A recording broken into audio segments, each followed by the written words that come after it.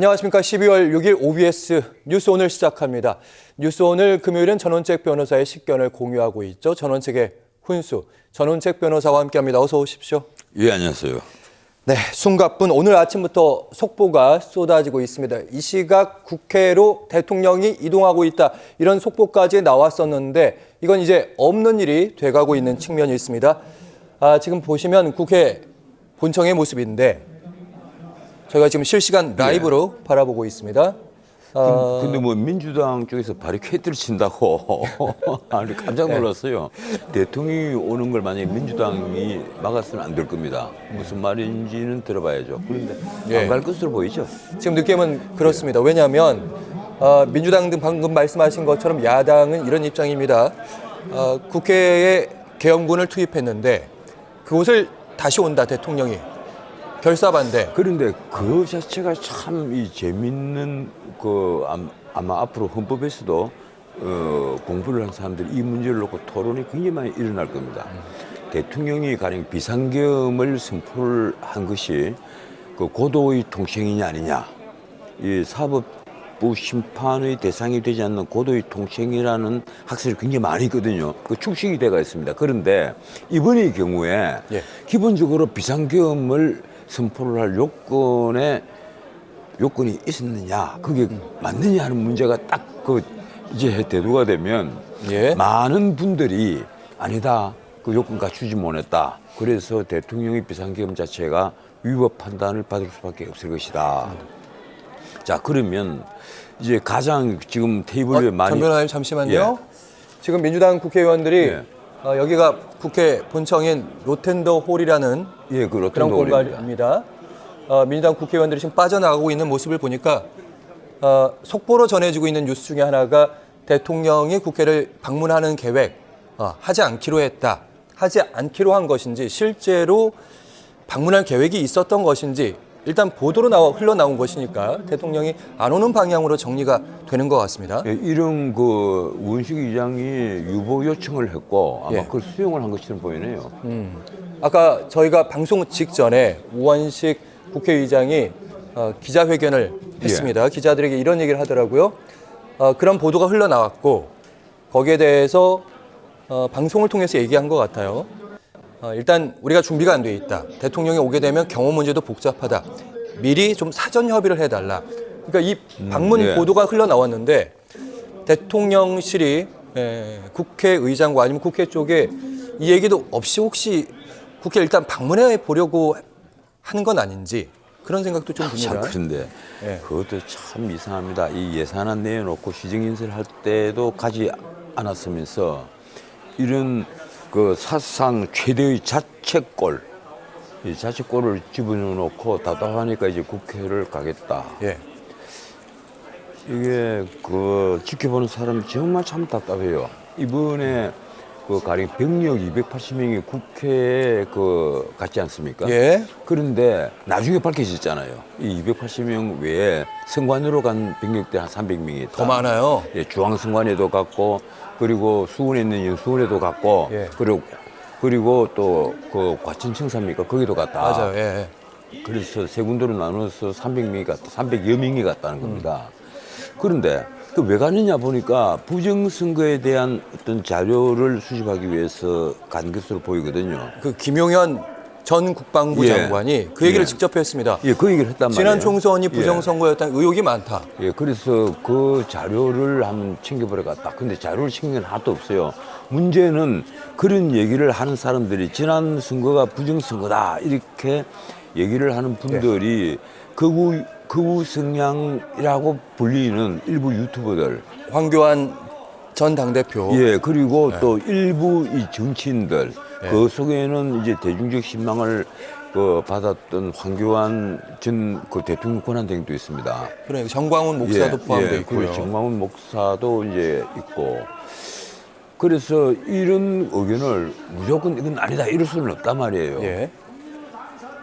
그래서 이제 사람들이 그런 뜻이 있었구나 이랬는데 아마 많은 국민들은 거의 절대 다수의 국민들은 무슨 소리냐, 지난 선거가 부정선거라니 무슨 소리냐, 아마 이 얘기를 더 많이 할 겁니다. 그렇죠. 아니 보수 쪽에서도 이거 너무 나간 주장 아니냐. 예, 그래서 그 역시 이런 말이 또 나와요. 예. 이번 그 비상계엄 선포 역시 김건희 여사의 어떤 그 뒤 배경이 있는 것이 아니냐. 이런 말이 일부 지금 네티즌 사이에 공유가 되고 있단 말이에요. 예. 근데 이런 의혹이 자꾸 나오면 오히려 통치권이 더 많이 흔들린다. 정 변호사님, 저희가 예. 국회 라이브로 예. 현장 상황을 보고 있으니까 그 왜 도대체 계엄을 했을까? 거기에 대한 얘기는 잠시 후에 예. 더 깊게 나눠볼 텐데, 지금 보니까 사실 박지원 의원이 이런 얘기를 하더라고요. 대통령이 국회를 방문하는 이유는 윤석열 대통령과 한동훈 대표의 만남이 한 점심때쯤 있었는데 짧게 끝났잖아요. 아주 짧게 끝났죠. 뭐가 잘 안 된 것 같아요. 아마 그 안에 관저에서 만난 걸로 알려져 있는데 만난 시간은 한 15분에서 20분 정도밖에 되지 않는다. 이렇게 보도가 나오더라고요. 예. 그래서 뭐가 안 된 것 같고, 거기에 대해서 박지원 의원 이렇게 얘기하더라고요. 그게 좀 안 된 것 같고, 지금 이제 국회로 대통령이 이동할 준비를 하고 있다. 이유는 국민의힘 지금 의총이 지금 현재 예. 진행되고 있습니다. 거기에 대통령이 직접 나와서 임기 단축 개헌을 얘기할 수도 있고, 즉 국회의원들 직접 만나서 자신의 진로에 대해서, 진퇴에 대해서 설명을 하고 설득을 한다는 그런 얘기를 하더라고요. 어떻게 들으셨는지? 그렇지. 그건 박지원 의원의 그 얘기일 것이고, 예, 저도 뭐 그분하고 자주 만납니다만 그분이 상상력은 굉장히 풍부합니다. 그래서 그런데 제가 보기로는 아마 윤 대통령이 아직도 그 몹시 당황한 상태가 계속되고 있는 것 아니냐. 저는 솔직히 말해서 처음에요. 이 그 비상계엄 선포 얘기 뉴스 직접 보고 그 뒤에 이런 생각을 했어요. 이거 무슨 개그하는 것도 아니고 이거 알코올성 치매가 아니냐 이런 생각까지 들어요. 그럴 정도로 제가 솔직히 말해서 당황하고 이 시청자 입장에서 전혀 판단이 서지 않는 거예요. 이게 무슨 일일까? 법률가 전에 예. 일단 한 시민으로서 그런데 그 뒤에 나오는 뉴스들은 더 당혹스러운 뉴스만 나옵니다. 상상을 넘어서는 뉴스들. 예. 근데 뭐 여민영 방첩부대장에게 이 한동훈 그 우원식 이재명 이런 사람들 체포하라고 얘기를 했다. 아니다. 그 여민영이 아니고 국정원 1차장. 홍장원입니까? 홍장원입니다. 그분에게 지시를 했다. 그리고 또 국정원에서 원장이 그랬죠.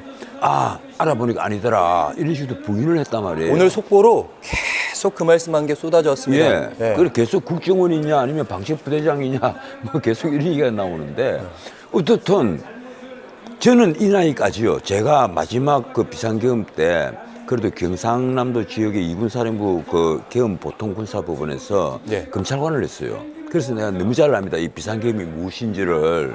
그런데 제가 알고 있는 상식적인 비상계엄이 아니라 이런 허술한 비상계엄이 어디 있어요. 하등 준비가 돼 있지 않고 병력 국회 진주하는 280여 명 그리고 승관위에 가는 300여 명 병력 580명 특전사 병력을 헬기에 태워서 날랐다. 그리고 뭐 배달은 무장도 하지 않았다. 뭐 K1 소총을 가졌습니다만 배달은 무장도 없었다. 이것으로서 쿠데타를 한다. 근데 진입 쿠데타다. 진입 쿠데타도 정 아니란 변호사님, 말이에요. 그 처음에는 그랬는데 나중에 하나하나씩 아까 말씀하셨잖아요. 밝혀지고 있는 부분은 핀셋인 부분이 있습니다. 전면적인 뭐 언론사에 이렇게 군인들이 온다든지 아니면 사회 질서를 전면적으로 통제하기 위해서 뭐 탱크가 깔린다든지 이런 건 아니었는데 전혀 아니었죠. 근데 국회 내에 들어온 계엄군의 그 모습을 보면 총기가 그냥 총기가 아니라 아시잖아요. 그건 그 부대는 그 이미 그 일단 유사시에 평양의 적수뇌부를 그 제거하기 위한 부대입니다. 그 부대가 이번에 동원이 됐어요. 707? 707 부대가 동원이 됐는데 문제는 그렇습니다. 우리가 비상계엄이라면요. 제가 군에 있을 때는 언제든 프로그램이 되어 있습니다. 일단 유사시에 가령 국가통치권자로부터 비상계엄이라는 명령이 떨어지면 비상계엄이 딱 시작이 되잖아요. 그렇죠. 그러면 포고문 또 1호부터 한 5호까지 정도는 미리 준비가 다 되어 있고 있어야죠. 단계적으로 준비가 되어 있어요. 그리고 비상계엄이 벌어지면 탱크는 어디에 진주하고 그리고 언론은 어떻게 통제를 하고 국가의 주요 기관들은 어떻게 통제를 한다 하는 게 쫙 다 있어요. 그렇죠. 그래서 이것이 비상계엄이 합헌 안에 들어오려면 최소한 국회는 점령을 하면 되지 않습니다. 국회에서는 언제든지 비상계엄 해제 요구권을 행사할 수 있어야 되거든요. 그런데 이번에는 거꾸로 국회에 진주를 했단 말이에요. 다른 데는 하등 가지도 않고. 그래서요. 완전 거꾸로가 된 거예요. 국회 진주를 해서 국회의원들이 담을 넘어서 가는 모습을 연출을 했거든요. 예. 그래서 제가 보기에는 이건 비상계엄이 뭔지도 모르는 분들이 만든 것 아니냐. 그리고 포고문 1호에 보면 뭐 전공의들이 48시간 안에 복귀하지 않으면 처단한다. 이런 표현이 들어가 있는 거예요. 예. 지금 깜짝 놀랐습니다. 이게 무슨 그 전년 다른 뭐 점령군들이 와서 반발하면 처단한다. 뭐 이런 식의 표현이 이제 처단한다는 표현인데 예. 처형한다는 거 아니에요. 처단한다는 게 그런 끔찍한 표현을 썼단 말이에요.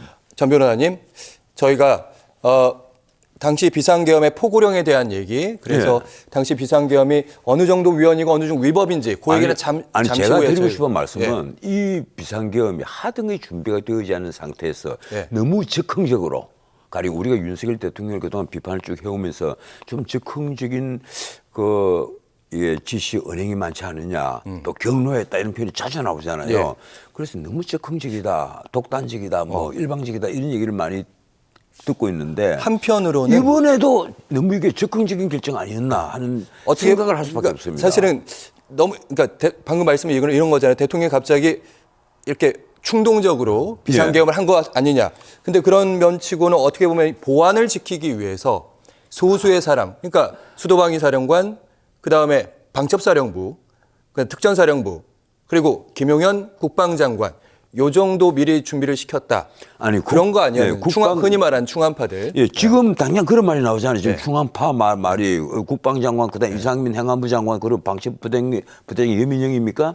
이 순위배 지관들, 예. 뭐 충암고등학교가 얼마나 좋은 학교인지 저는 잘 모릅니다. 예. 그런데 충암고등학교 출신들이 요직에 앉아 있으면서 이번에도 결국은 김용현이가 스스로 그랬죠. 내가 건의했다. 예. 그럼 김용현을 지금 당장 잡아 들여갖고 물어봐야죠. 내가 왜 비상계엄을 건의했느냐, 이유가 뭐냐.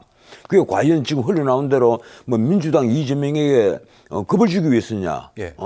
그런 거라면 그 역효과를 낸 거다. 이 어리석은 놈아. 당장 수사에 들어서 일단 출국 금지는 되어 예. 있는 상태인데. 너야말로 자책골 중에서도 아주 심한 자책골을 넣은 거다. 그 얘기를 해줘야죠. 요 얘기는 전 변호사님, 저희가 지금 속보로 들어온 뉴스들이 워낙 많이 예. 있다 보니까 그 뉴스를 좀 처리하면서 저희가 얘기를 해보도록 하겠습니다. 자, 어쨌든 지금 이제 국회 상황도 지금 활발하게 국민의힘도 이제 3시에 지금 의원총회 시작해서 주요 내용은 이렇습니다. 한동훈 대표와 윤석열 대통령의 만남에서 한동훈 대표가 어떤 얘기를 했고 윤 대통령은 앞으로 어떤 선택을 할 것인지 이런 얘기에 대한 설명이 있고 지금 국민의힘도 지금 전반적인 당론을 좀 변경할 수도 있고 어떻게 될지 모르는 상황입니다. 자, 어쨌든 한동훈 대표의 입장이 조금씩 달라지고 있습니다. 오늘 아침부터 확실하게 칼을 빼든 모양새가 있었는데 영상으로 미리 만나보시죠. 계엄령 선포 당일에 윤석열 대통령이 주요 정치인들 등을 반국가 세력이라는 이유로 고교 후배인 여인형 방첩사령관에게 체포하도록 지시했던 사실, 윤석열 대통령이 대한민국의 대통령직을 계속 수행할 경우에는 이번 비상계엄과 같은 극단적인 행동이 재현될 우려가 크고, 그로 인해서 대한민국과 대한민국의 국민들을 큰 위험에 빠뜨릴 우려가 크다고 생각합니다.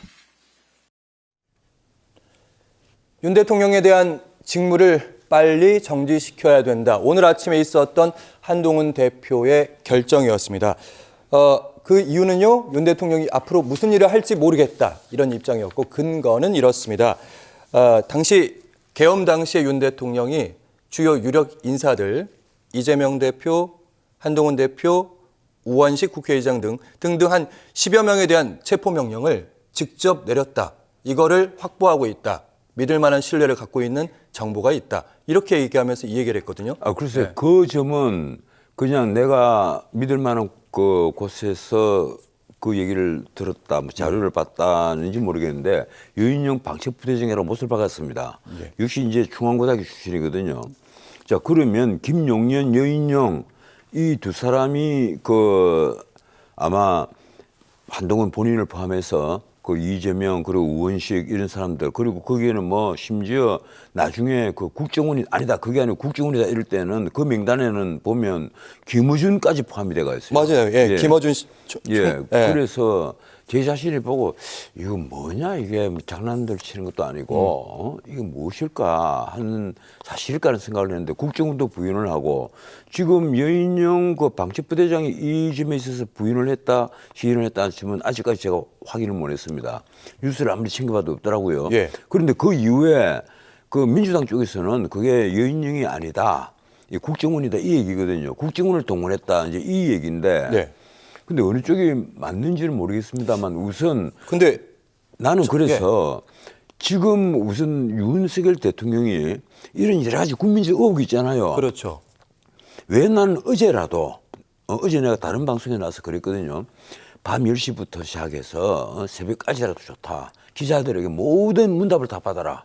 그래서 본인이 알고 있는 지식을 여기에 연관된 지식들을 예. 다 얘기를 다 해라.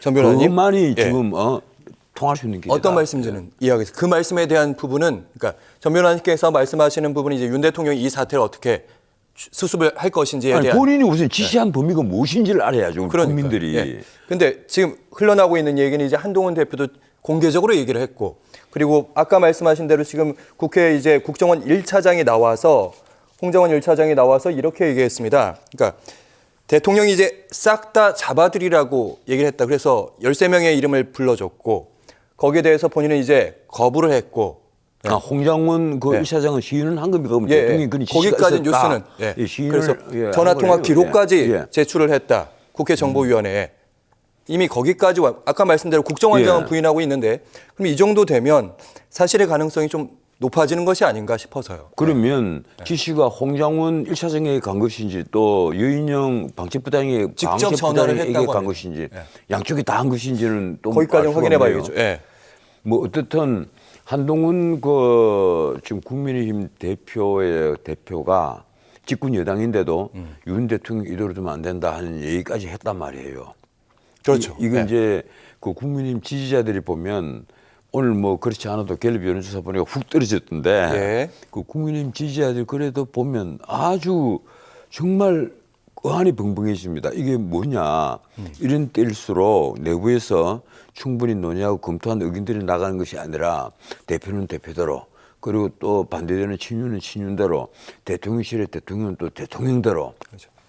이렇게 의견들이 나간단 말이에요. 그렇죠. 혼란스럽습니다. 예, 지금 예. 가령 뭐 탄핵을 해서 탄핵 소추안이 통과가 된다고 합시다. 통과가 되면 어떻게 되겠어요? 한덕수 대통령 권한 대행 체제가 됩니다. 적어도 아마 6, 7개월 가겠죠. 예, 그 6, 7개월 갈 것이고 그렇게 돼서 아닌 말로 자, 파면이 된다고 합시다. 파면이 된다면 그 이후로는 또 그 대통령 선거를 적어도 한 6개월 걸릴 테니까 예. 적어도 앞으로 우리나라가 1년 넘게 대혼란기가 오고 경제는 무너질 거란 말이에요. 예. 그런데 또 파면이 되지 않는다면 윤 대통령 체제로 다시 돌아온다면 자, 그래 되면 그때 윤석열 정부가 군의가 쓸 것이냐? 나 안 쓰리라고 봐요. 그렇죠. 군의는 완전 무너져 버릴 것이다. 이렇게 본단 말이에요. 예.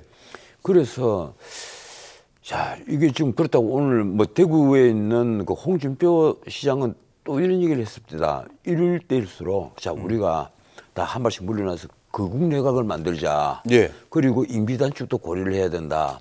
이제 그런 얘기는 과거에도 많이 있었습니다. 예. 뭐 임기단축, 거국 내각 얘기는 이석연 변호사가 이재명 대표 만나기 전에 그런 얘기도 했고. 전 변호사님. 예.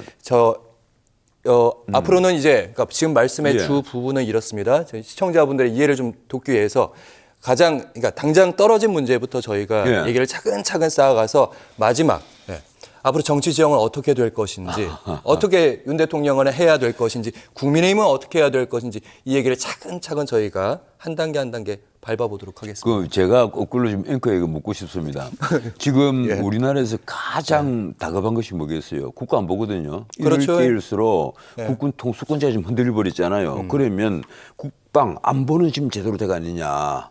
제대로 지금 휴전선을 지키고 있을 것이며 그게 너무 미국에 의존하고 있는 것이 아닐까. 네. 우리 군대는 튼튼할까. 예. 우리 국민들 중에 그런 걱정하는 분들이 굉장히 많이 있어요.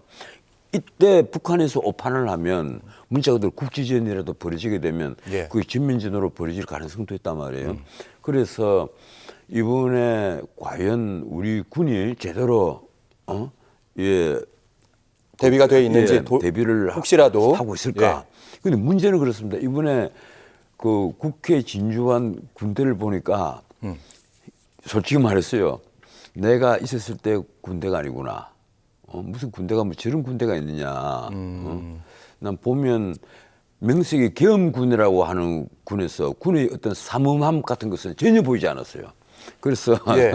사실은 저 삼엄함은 저기서 삼엄함을 보이면 큰일 나는 거 아닙니까 오히려? 아, 그렇더라도 국민의 군대가 어떻게? 아니 그렇더라도 비상계엄을 선포를 해서 진주를 하는 군이라면 네. 물러날 때 물러나더라도 군대의 첫 번째 그 왜 비상계엄이겠어요? 군이 사모함을 보여야죠. 자, 두 번째 지금 우리 국민들 관심 있는 것은 우리나라 경제 지금 무너지는 것 아니냐는 거예요.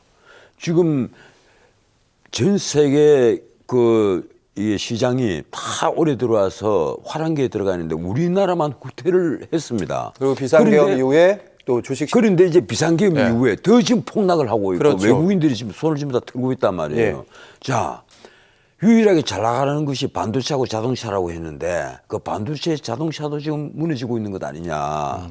그래서 이게 한국 경제가 무너져 버리면 이거 뭐 여든 야든 이런 걸 떠나서 우리나라가 앞으로 미래가 정말 걱정이다. 지금 그렇지 않아도 우리 미래 세대에게 국가 채무 빚 덩어리를 지금 넘겨주는 것 아니냐고 고민들을 하고 있는데 예.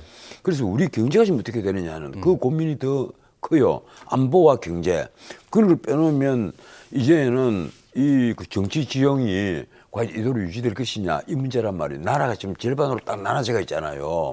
그 부분은 지금 전 변호사님께서 제일 중요한 안보 경제 얘기하셨습니다. 예. 근데 이번에도 윤석열 대통령이 비상계엄을 선포를 한 명분을 어디 갖다 대는가 하면 예. 말씀은 폐악질을 일삼는 망국의 원흉 이랬는데 그게 결국은 자기와 반대편에 있는 민주당을 비롯한 제야 세력이라 야당 세력이란 말이에요. 반국가 야당 세력. 세력을 예. 폐악질을 일삼는 망국의 원흉에다가 종북 반국가 세력이다 이렇게 표현을 해버렸어요. 예. 그래서 나는 윤석열 대통령이 도대체 폐악질이라는 표현까지도 썼는데 이 망국의 원흉이다, 종북 세력이다 이런 기준점이 어디냐. 그래서 내가 아까 뭐 모두에 이제 가볍게 드린 말씀이 그겁니다. 혹시 이거 알코올성 치매는 아니냐 이런 염려까지 드는 거예요. 예. 그렇지 않고는 어떻게 이런 근거 없는 표현을 함부로 쓰느냐. 그래서 명색이 담화문에 있는데 예. 이 담화문 누가 썼느냐나 그부터 궁금해요. 포고문은 누가 만들었으며 담화문은 누가 만들었느냐. 포고령 말씀하셨으니까 예. 포고령은 무서웠습니다. 예. 첫 번째는 이제 정치 활동 금지, 살벌했죠. 언론 통제. 그게 문제입니다. 이 언론 통제까지는요, 이 뭐 비상계엄에서 가능할지는 몰라도 그런데 정당 활동을 이 정당 활동을 금지하고 정치 활동을 못하도록 하잖아요. 예. 국회를 마비시켜 버린단 말이에요. 그거는 헌법 위반입니다. 그게 그렇죠. 헌법 위반이에요.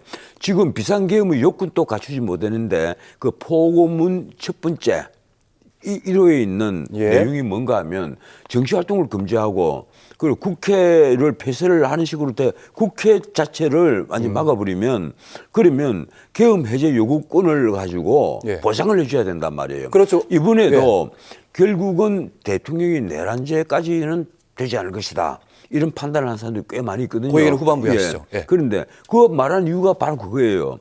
적어도 본회의가 열렸고 계엄 해제 요구권이 그때 통과가 된 거 아니냐. 190명 전원 일체로. 네. 예컨대 내가 다른 방송에서 한 얘기입니다만은 계엄군이 진주를 했다. 본청에. 간단합니다. 국회 마비시키는 방법은 전기 샤트 내려버리면 끝나요. 예. 전기를 차단해버리면 본청에 전기가 들어가지 않으면요. 본청이 가동이 안 됩니다. 예.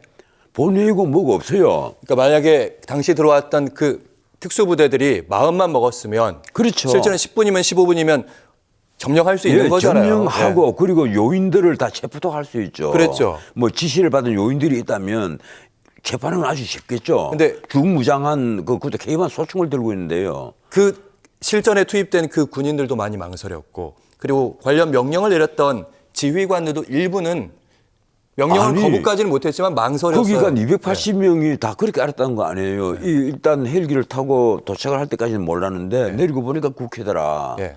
오늘 아침 조선일보 일면 헤드라인이 그거잖아요. 내리고 나니까 국회더라. 예. 깜짝 다 놀란 거죠. 그렇죠. 이 근데 왜 예. 어떤 예, 남북 관계에 어떤 문제가 있어서 헬기를 탄 줄 알고 전부 다 예. 긴장을 해서 헬기를 다 올라탔는데 가보니까 그게 아니에요. 그리고 야식인까지 다 착용을 했거든요. 예. 그런데 가보니까 그게 아니더라는 겁니다. 저 그래서, 부대가 사실은 예. 참수부대잖아요. 쉽게 말하면 예. 북한. 예, 707 부대인데 예. 다들 놀랐죠. 이거 뭐 한 거냐? 왜 대한민국 우리나라 국회로 왔느냐? 그게 문제입니다. 예. 그리고 가령 경찰력도 그 국회를 완전히 통제를 안 했거든요. 처음에는 막았는데 예. 불과 한 10분 뒤에 다시 허용을 했다는 거거든요. 그러니까 정 변호사님 어떻게 보면 허술한 작전이었고 이런 허술한 예. 비상계엄이 어디 근데 있습니까? 그럼에도 불구하고 당시에 만약에 이 특수부대들의 목표가 이런 거였다 하더라고요. 당시 국회 자체를 확보하는 거. 쉽게 말하면 점령이었는데 그리고 야당 지도자들뿐만 아니라 국회의원들 다 끌어내라. 여기까지 지시를 받았다고 증언들을 하고 있습니다.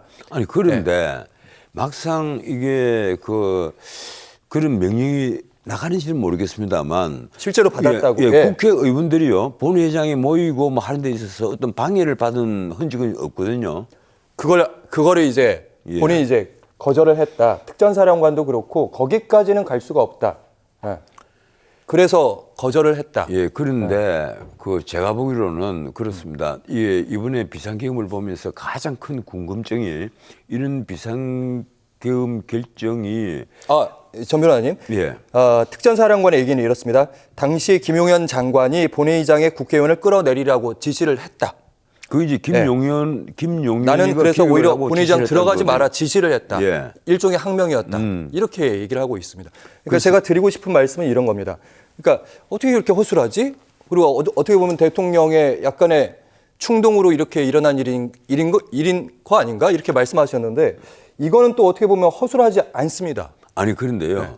이게 김용현이가 이 고안을 하고 예. 건의를 했다는 거잖아요. 예. 그래서 이제 김용현은 파면을 한 것도 아니고 이번에 면직 처분을 빨리 해버려서 일단 어떻게 보면 김용현을 구제를 해준 셈이 돼버렸어요. 뭐 그렇든 김용현이가 그렇게 했다는데 그렇더라도 대통령이 비상계엄을 결정을 해서 밤 9시에 국무회의가 소집이 되고 그 자리에서 처음으로 이 비상계엄에 대해서 얘기를 하고 이 비상계엄에 대해서 잘 모르는 국무위원들 중에 2~3명만 반대를 했다.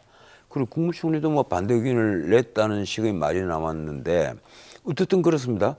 그런 절차를 거쳤다 하더라도 이 비상계엄이 전체적인 얼개를 보고 담화문 내용이라든가 예. 이 포고문을 보면 너무 허술한 거예요. 그래서 너무 적극적인 것 아니냐. 예. 그래서 과연 이런 국가적인 결정을 하는데 적정 절차를 거친 것이냐. 난 거치지 않았다고 봐요. 적정 절차를 거친다면 사전에 미리 고안된 프로그램이 있고 거기에 대해서 참모들로부터 건의를 받고 예. 그리고 핵심 참모들과 따로 이 문제를 논의를 하고 자 이게 왜 우리가 이럴 수밖에 없는가 해서 최종적인 이런 비상사태로 나가는 데는 예. 어떤 특별한 원인이 있어야만 합니다.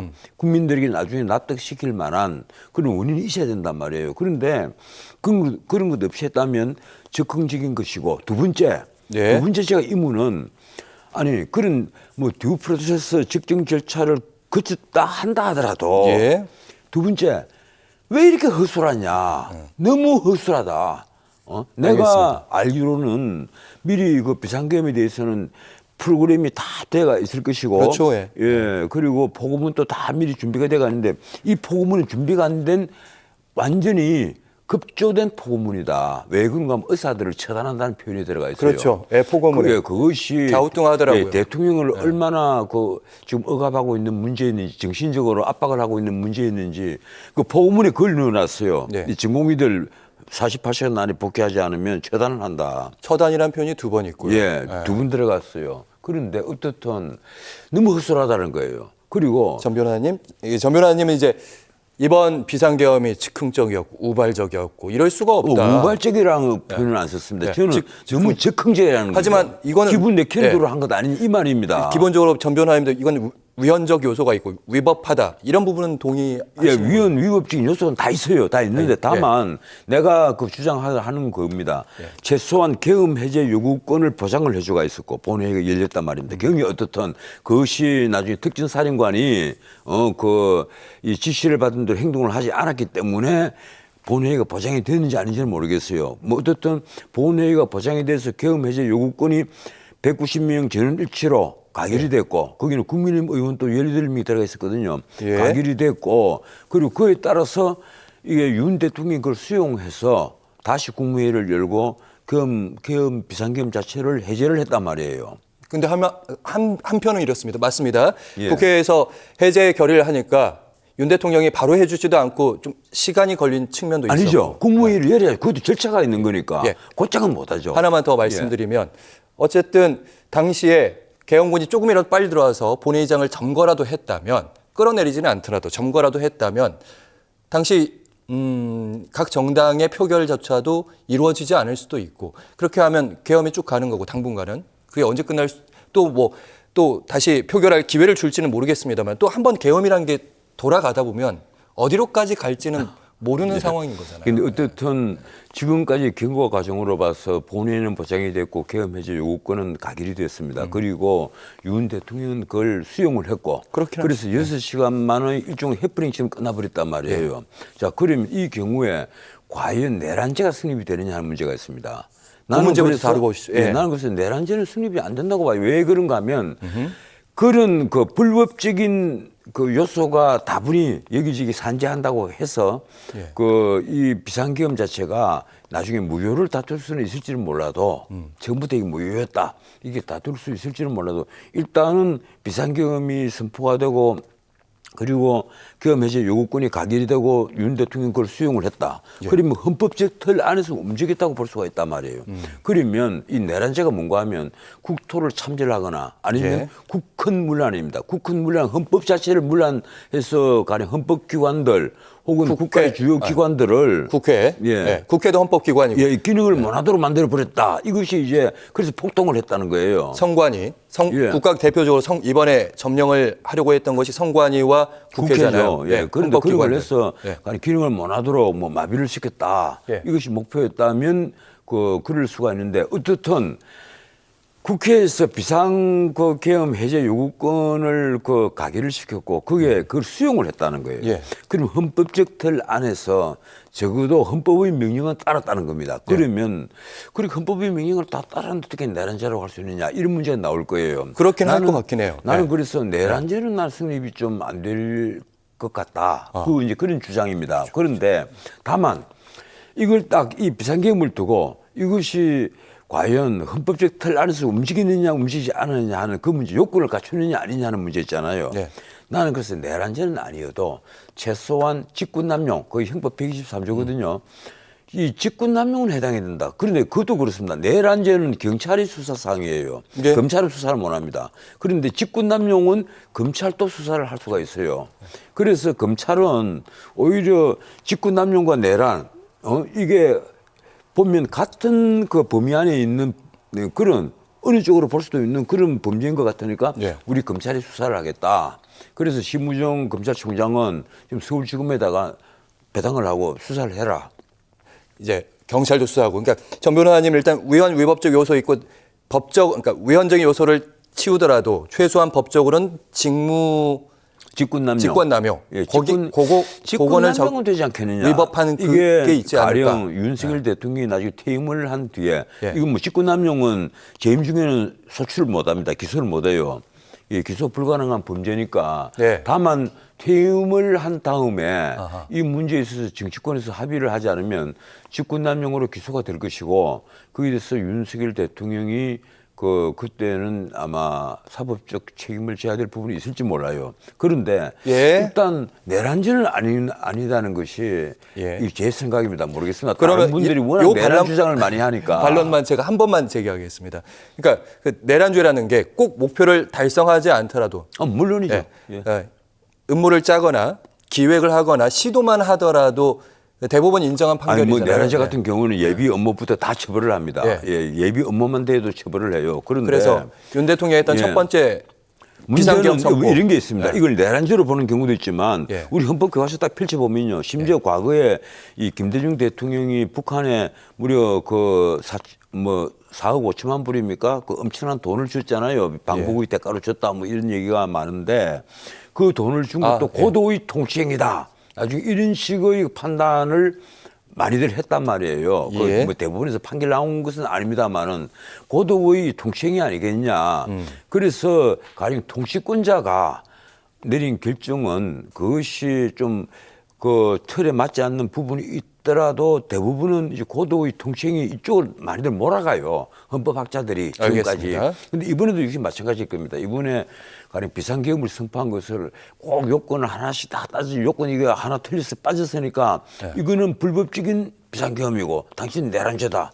이런 식으로 아마 앞으로 그 비상계엄 자체는 예. 판단이 좀 더 수월하죠. 왜냐하면 내란죄 여부는 좀 더 예. 따져볼 지금 문제는 전변하는 말씀이 있는데 비상계엄 선포 요건만 다 맞으면 내란죄가 될 리가 없죠. 근데 위헌적인 요소는 예. 좀 더 색깔이 훨씬 더 짙은 것이 위헌이고 아닌지. 불법적인 요소가 예. 그 선을 넘어버리면 예. 그건 이제 불법적인 그 선포가 되는 것이고 예. 그렇게 되면 당장 어떤 말이 나오는가 하면 내란죄에 해당될 수 있지 않겠느냐. 위헌 쪽이 예, 확실해지면 국토를 참지하는 건 아니더라도 예. 국헌문란 폭동 행위가 아니냐. 예, 그 내란죄 구성요건이 그렇습니다. 국토를 참지하거나 국헌문란을 목적으로 폭동을 한단 말이에요. 예. 그러면 거기에 해당될 수가 있다. 그래서 가령 이재명 민주당 대표 같으면 이건 내란죄다.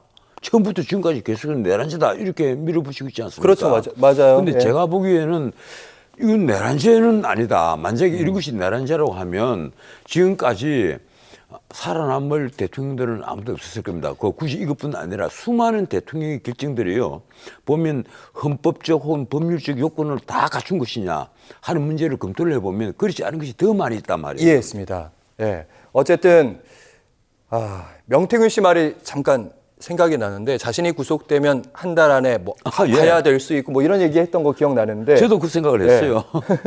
근데 이런 얘기를 하고 있어. 어쨌든 지금 아까 윤 대통령께서 지금 상황을 제대로 판단하고 예. 있는 것인지 그 부분이 좀 의문이다 이렇게 말씀을 하시면서 민주당이나 이제 야당들 그리고 시민사회에서 언론들도 걱정하는 부분도 또 이런 측면이 있을 것 같습니다.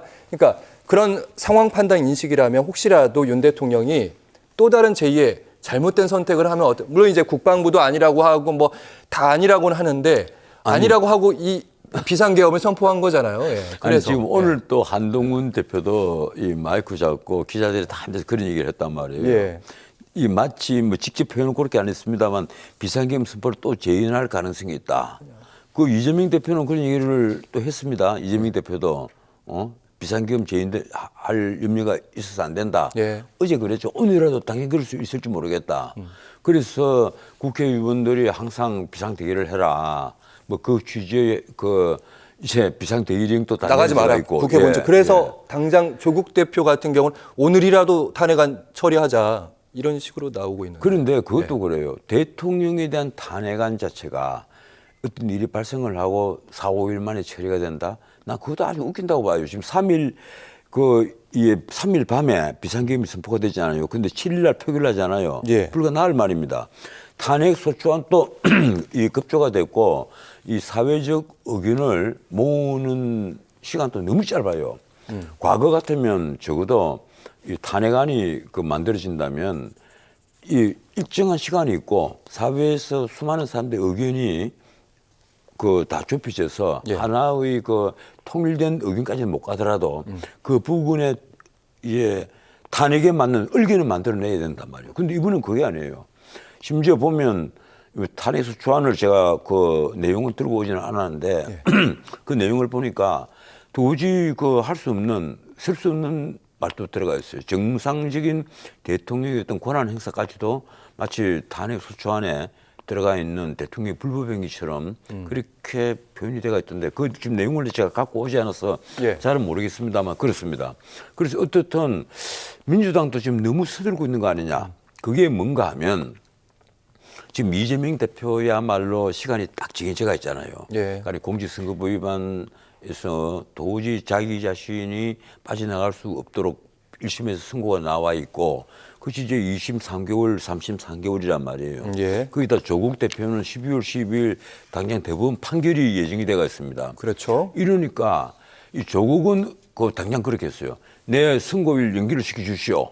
대부분에 그렇게 요구를 합니다. 아직 예. 대부분은 답이 없어요. 그렇죠. 요구를 해서 내가 만약에 깜방에 가게 되면 지금 이 조국 혁신당입니까? 이 조국 당은 지휘를 못한다. 그러니까 연기를 해주세요. 이 얘기고 그리고 그 이재명 대표는 당장 대장동 사건 재판에 불출석 사유서를 내버렸습니다. 그러면서 아마 아직까지는 표현은 안 하겠지만 예. 이 공직선거법 위정교사 이 항소심들 이게 다 연기 요청을 하면 할지 모르겠습니다. 만약 탄핵안이 가결이 된다면 예. 탄핵안이 가결이 되면 탄핵 심판이 이제 헌법재판소에서 벌어질 것이고 그 결과에 따라서는 다시 차기 대선 구도로 들어간단 말이에요. 예. 그러니까 자 미국의 전례도 있으니까 나한테 대한 사법 처리 이거 미루달라. 지금 중요한 것은 예. 대선이다. 내 대선에 출마할 자격 이걸 자꾸 흔들지 마라. 이 요구를 아주 정면에서 할 가능성이 높아졌습니다. 이 기회를 정치적 예, 당연하죠. 이익을 위해서 쓸 가능성이 있다. 지금 야당 대표들이 원래부터 목적은 그랬거든요. 이게 3년은 길다. 그러니까 나중에는 석 달도 길다 이러다가 사흘은 길다는 말까지 나왔죠. 예. 그래서 지금 끌어내리지 않으면 이재명이 앞은 없다. 그 조국도 마찬가지다. 예. 이런 말들이 뭐 야당에 있는 사람이라면 전부 다 알고 있단 말이에요. 그리고 그를 목적이 있는지 모르겠습니다만 민주당은 완전히 이재명 1인 정당이 되어가 있습니다. 그래서 이번에 결국은 그 이재명에게 숨통을 트여준 것이 아니냐. 예. 제가 보기엔 그래요. 지금 윤석열 대통령은 완전히 고립이 되었습니다. 내가 이 사건 터지고 나서 한 말이 그겁니다. 윤석열은 고립이 되었다. 너무 외롭게 되어버렸다. 그리고 이재명은 천의 절벽 앞에 서 있었는데 숨통이 트였다. 그리고 조국은 마찬가지로 숨통이 트였다. 조금. 예. 그리고 한동훈은 뭐냐. 당원 게시판 사건으로 완전히 코너에 몰려 있었단 말이에요. 예. 그리고 한동훈 입장은 죽다 살았다. 네, 그거예요. 죽다 그러면 산 것이다. 죽다 산 사람의 선택은 나머지 야당의 선택은 대충 짐작이 가서 그래서 지금 이제 문제는 그예요. 내가 이게 너무 섣불리 이런 말씀을 드린 건 아닌지 모르겠는데 윤석열 대통령이 결국은 우리 보수를 저는 보수 논객 입장에서 제가 말씀드리는 겁니다. 우리 보수를 세 번 죽이는 것 아니냐. 첫 번째는 한동훈이 자기에게 화양 연화 시절이 있었다면 문재인 정권 초기라고 얘기를 했는데 박영수 특검 때부터 문재인 정권 초기까지 예. 보수 인사가 서울중앙지검과 특검에 잡혀간 사람이 2,000명이 넘습니다. 그래서 200여 명이 구속이 됐어요. 200명 넘는 사람이 구속이 됐단 말이에요. 예. 전직 대통령 비서실장부터 전직 장관까지 수도 없이 구속이 됐어요. 그리고 5명인가가 극단적 선택을 했습니다. 그런데 그렇게 보수가 완전히 괴멸이 됐다. 물론 그 보수가 아마 보수의 전부는 아닙니다만은 보수에서 정치권에 나가 있던 사람들 중에 수많은 사람들이 괴멸 상태에 빠졌다. 예. 그리고 자, 두 번째, 드디어 윤석열 대통령과 한동훈 그 대표가 보수권 인사로 거꾸로 들어와서 보수권이 대표로서 대통령이 됐다. 그래서 보수 정당에서 정권을 되찾은 형식이 됐습니다. 그런데 지난 총선을 전후로 해서 공천을 완전히 전횡을 하면서 당의 정체성이 안 그래도 흔들리던 당의 정체성이 더 많이 흔들려 버렸습니다. 예. 지금 솔직히 말해서 당의 강령에 그 사모입니까? 이 뭐가 있는가 하면 경제민주화가 떡 들어가 있어요. 그리고 예. 정강정책 1호에 기본소득이라는 단어가 들어가 있습니다. 그럴 정도로 국민의힘 정체성이 흔들려 있단 말이에요.